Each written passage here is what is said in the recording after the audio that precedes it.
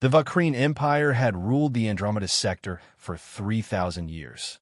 Their ships were monuments to technological superiority, their weapons capable of cracking planets like eggs. When they encountered the human colony on New Brisbane, they did what empires do. They made an example. 17 million souls evaporated in an afternoon. Men, women, children, all reduced to atomic vapor by the Vakrine's orbital bombardment platforms. The Empire's high command broadcast the destruction across subspace channels, ensuring every species in known space understood the price of defiance. What they didn't understand was what they'd just awakened. Admiral Viktor Kozlov stood on the bridge of the UESS Retribution, watching the feed of New Brisbane's last moments on repeat. His jaw was set, his eyes cold as the void beyond the viewport. Behind him, the fleet assembled. Not the exploration vessels humanity had been building for peaceful expansion, but something else entirely. Ships that had been hidden in the Kuiper Belt. Ships that violated every treaty humanity had signed. Ships designed for one purpose.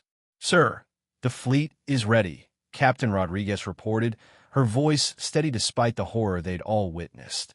"All weapons systems online. Temporal drives spooled. We await your order."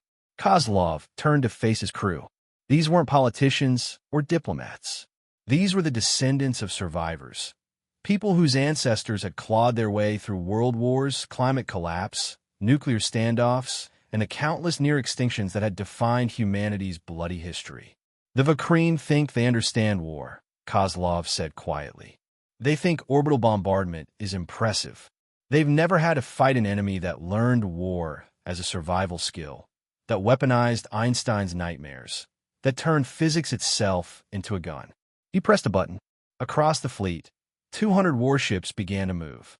The journey to the Vakrine home system took 3 days through dimensional slip space. Technology humanity had reverse-engineered from a crashed alien probe and improved with terrifying efficiency. The Vakrine detected them on approach and scrambled their defense fleet. 10,000 vessels, each the size of a small city. They never had a chance. Human weapons didn't just kill, they unmade. Causality bombs that erased ships from the timeline.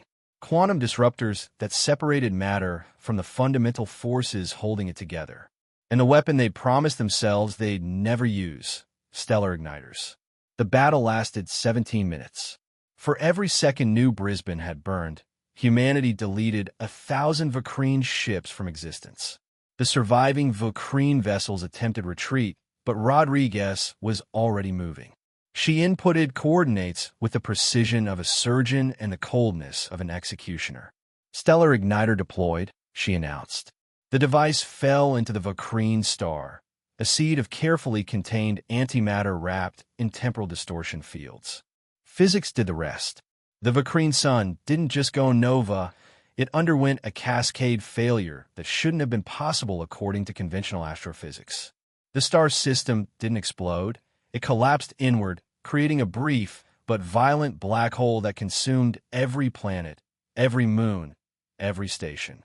Then, as humanity's equations predicted, it evaporated in a burst of Hawking radiation. Where the heart of the Vakrine Empire had existed, there was now only empty space and cooling gas. Kozlov broadcast on all subspace frequencies, ensuring every species in the galaxy would hear what came next. "This is Admiral Viktor Kozlov of the United Earth Space Service. The Vakrine Empire committed genocide against New Brisbane. We have responded in kind. Let this understood by all who witness these words. Humanity does not start wars. We end them. Touch our people again, and we will not stop with one system.